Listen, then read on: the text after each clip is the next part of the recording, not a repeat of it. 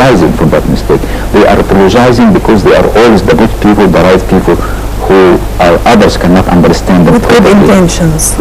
So everything with good intentions. But talking about this current situation, don't you think now, because we are living now in a global village, so how far we can embarrass them in front of their nations, because the citizens themselves, definitely, they are not accepting this or what is happening from their leaders. Many are talking about the nation itself. From what is happening in the region, yes, they know that the Arab people, they do not read, but they read. We have to understand, because we can take experience from what happened in the past. We can put pressure on them. We can't do this. We can't leave it just like this and every day, because how many, when it comes to Daesh group, how many they are? 10,000, 20,000, and the whole Arab region cannot fight them. This is very strange. We can do it, and we can do it without war. That's true. If the US just starts putting funding to them and so on. And those who are taking from them oil as well. They are selling oil officially. Yes. This is another important issue that still I don't understand. I'm not an expert, but how come you are taking from him oil, whoever is taking, and you know he is a terrorist group, killing in a very barbaric way, and depends on the benefit. Turkey is doing this because it's a great benefit, because Daesh are confronting Kurds. So the point is they are taking and they are burning people alive. Yes, they are taking the oil from Kurds with $10 to $17 and selling back to Israel and others with $25. This is accepted. This is business. And for them, they are dealing with that. Daesh is the new decoy of like Hezbollah and Hamas and so on. They are putting Daesh as like a demilitarization zone, DMZ, in the region to make it like safe haven for lots of those radicals and so on. It will be securing on the long term some or interest. And we have to understand that with all those disturbances in Syria, we have companies technically, which I know in names even somehow, they are starting dividing the, let's say, the benefit areas in Syria. Who is going to take this region, how to operate it, and so on, in oil and so on. It's business. It's economic warfare by the end of the day. We don't have that competency to understand that, and we need to pull out, to use lobbies in the US, in the West, real lobbies, real PR companies who are really professional. And the media is having a very strong role in this. Technically, until now, we are not supporting the government or the formal media. And let's be very honest, the private media is very weak. Technically, it doesn't exist. It has some doing something, whatever it is, but it is very weak. Until now, we didn't see any reporter going to CNN. They are all in studios. No real live reporting, no real interaction with people. So, of course, the message will never be delivered, even internally. So, what about externally? We cannot deliver the message internally. So, what about externally? But this can help. We need to allow with lobbying. We need to allow with professional PR and media real professional media companies. We need to have a very strong political umbrella, using economics, using incentives somehow. It's tools, it's war tools, and we need to use it. But until now, technically, we don't have real lobbying and other things. I may not speak about Egyptian living abroad. I mean professional lobbying companies who are taking money to create lobbying. This is business. It is official business everywhere.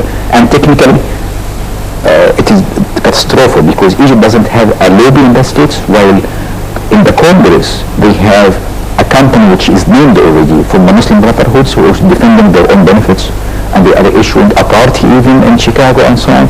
So it's very strange why we cannot do it even in public. I mean, to make it as a statement that should be done, we need to do this. It's very simple business.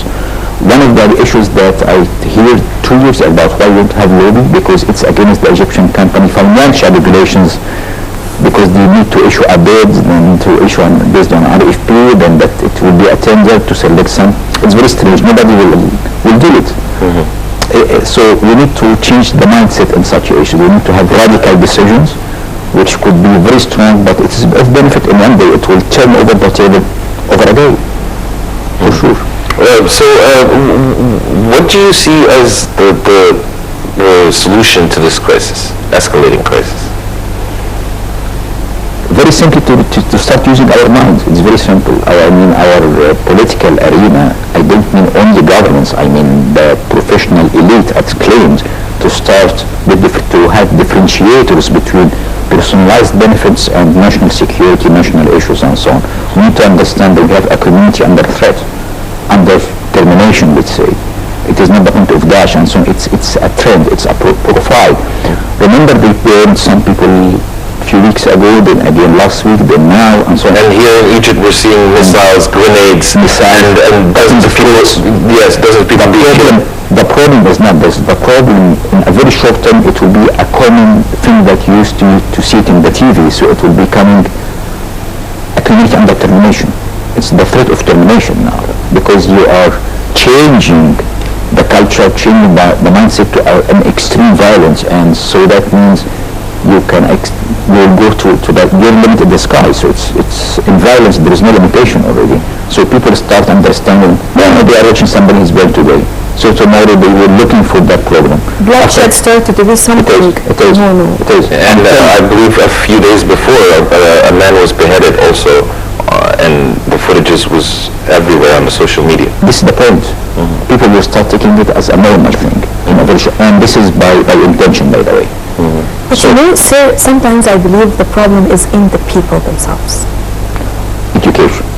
Yes, not only education, but people, they can do a lot, even by working hard, by trying to find new solutions. But what I can see all around me, that people, they're working with opposition just to say no for something. No, but this is the point. But we don't understand what is national security. We don't understand what is going behind or under the table. We have to understand this and forget about our self-interest or the seats in the parliament that we are talking about, or number of seats. How are we going to take the credit? Who will take the credit? This is something, Parliament, government, and so on, it is not a political issue. This is a syndrome or an output of politics, but nobody is playing politics.